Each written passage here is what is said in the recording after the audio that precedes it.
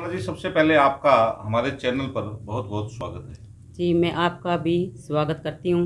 बहुत बहुत आपका धन्यवाद है जो आप हमारे यहाँ पर आए आए और आप पूछ रहे हैं कि भी हमारा भी क्या क्या सुविधाएं होनी चाहिए गांव में सरपंच के तौर पर। हाँ, मैं ये जानना चाह रहा था कि आप सरपंच पद का चुनाव लड़ रही हैं, हाँ जी। तो किस प्रकार के मुद्दे आपके सामने हैं जिनको लेकर के आप मैदान में जा रही है? एक तो सबसे बड़ी समस्या तो हमारे गांव में स्वास्थ्य की आ रही है। जो हमारे गांव में गर्भवती लेडीज हैं उनको सबसे ज़्यादा समस्या आ रही है हमारे गांव में हॉस्पिटल न होने की वजह से। और हमारे गांव में अगर हॉस्पिटल होगा तो सबसे पहले मैं हॉस्पिटल की ही समस्या रखूँगी। भी मैं सबसे पहले गांव में हमारे गांव बोटवाड़ा में पीएचसी की सुविधा करवाऊँ, जिससे हमारे गर्भवती महिलाओं को सबसे ज़्यादा सुविधा मिले और उनकी अच्छे से केयर हो सके।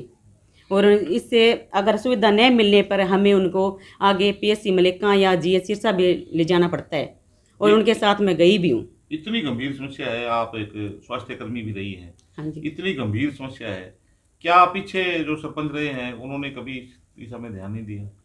हमने उन जो सरपंच पीछे रह चुके हैं, जो उनको हमने बोला भी था सर भी आपके साथ हम चलें, आपके भी जहाँ भी जाना हो, और हमें पीएचसी की और स्वास्थ्य सुविधाओं की ज़रूरत है।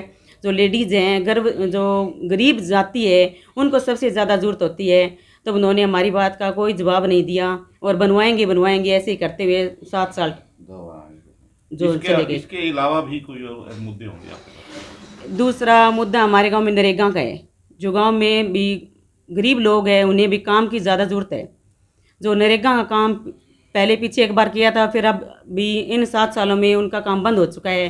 तो मैं सोच रही हूँ भी ये काम भी मैं भी करवाऊँगी। जी, आप एक महिला है, हाँ जी। महिलाओं के कल्याण के लिए और आपके पास कोई योजना है?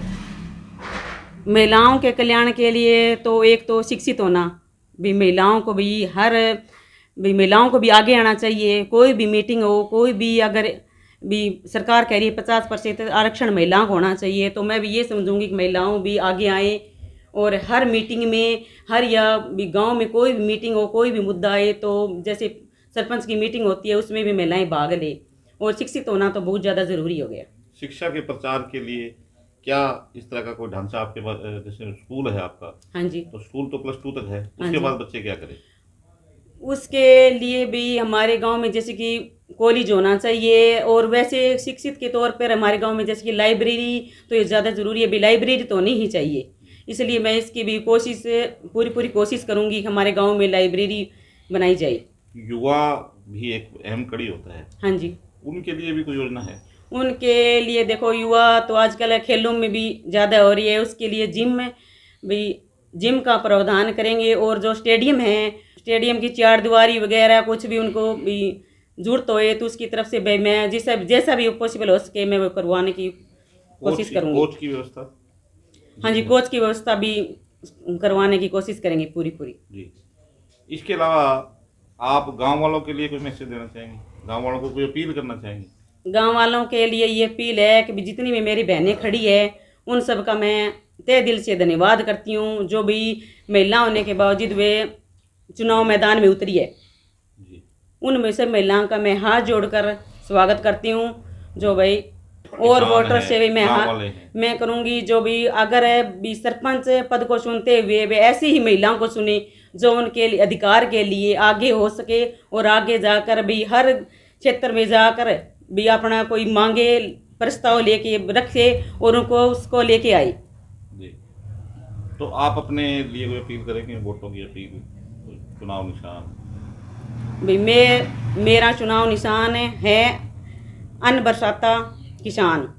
तो मैं यही करूँगी, किसान की बेटी हूँ, गरीब घर से हूँ, और लोगों से ये अपील करूँगी मैं हर समय उनके साथ दुख सुख में पहले भी खड़ी रही हूँ, उनके साथ जाती हूँ, रात को, सुबह को, दोपहर को भी सब काम छोड़ के उनके साथ चलती हूँ। इसलिए वे लोगों से अपील है कि मेरा भी पूरा सहयोग दें। मदन जी, आपका हमारे चैनल पर बहुत बहुत स्वागत है। इस बार का जो चुनाव है जी, ये आपकी धर्मपत्नी राजबाला जी चुनाव लड़ रही है, पिछली बार आप चुनाव मैदान में थे, ठीक कुछ कहेंगे आप? आप सबका बहुत बहुत धन्यवाद करता हूँ यहाँ पहुँचने पर। और सभी ग्रामवासियों से मैं यही विनती करूँगा कि पिछली बार चुनाव में शायद कुछ कमियाँ रह गई थी, तो इस बार वो कमी राजबाला की तरफ से पूरी करी जाएगी। और मैं उनसे कहूँगा कि इनको तन मन धन से वोट देकर विजयी बनाएं, और गांव में विकास की ऐसी लहर जो आज तक देखने को कभी मिली नहीं वो आएगी। और गांव में बहुत से लोग खड़े हैं, वो किसी की कठपुतलियाँ हैं, किसी के दूसरे के कंधे पर ये लोग बंदूक चला रहे हैं। हमारा वो कोई मामला नहीं है। हमारा मामला जानकारियाँ हमारी बहुत है, सारा सिस्टम है, एमएलए एमपी तक सब मामला ठीक है। अब मैं यही ग्रामवासी से कहूँगा, ये मौका है आपके पास हमें जिताने का और अब खुद गांव वालों का जीतने का। ये गांव वालों का जीतने का मौका है, हमारा नहीं है।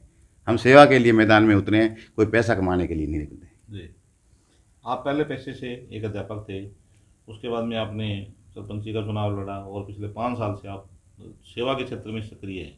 जी अगर आप सरपंच राजबाला जी बन जाती है जी। तो ऐसा कौन सा काम होगा जो सबसे पहले आप अपनी पहली कलम से करना चाहेंगे? सबसे पहले तो आजकल का जो यह है, युवा में नशे का बहुत दिक्कत हो रही है। हर प्रकार का नशा गांव के अंदर, चिट्टा अफीम वगैरह वगैरह, मैं भगवान से प्रार्थना करूँगी इनको निकाल कर बाहर जड़ से ही ख़त्म कर दूंगा। पहले यही करना चाहिए। इसके लिए मुझे कुछ भी करना पड़े, कोई भी कीमत अदा करनी पड़े, नशे पर एक कंट्रोल लेके आना है मेरे को, जिससे कि गांव समृद्ध बन सके। गांव जिन माँ बाप ने इन बच्चों की परवरिश के लिए इतना कुछ खर्च कर करते हैं और बाद में बच्चे निकल जाते हैं ऐसे, तो फिर वो किसी जोगे नहीं रहते। अपील और करना चाहिए गाँव में? अपील यही है हाथ जोड़ के कि कोई कठपुतली प्रकार के आदमियों को वोट न देकर एक सच्चा और अच्छा सरपंच चुनने की कोशिश करें।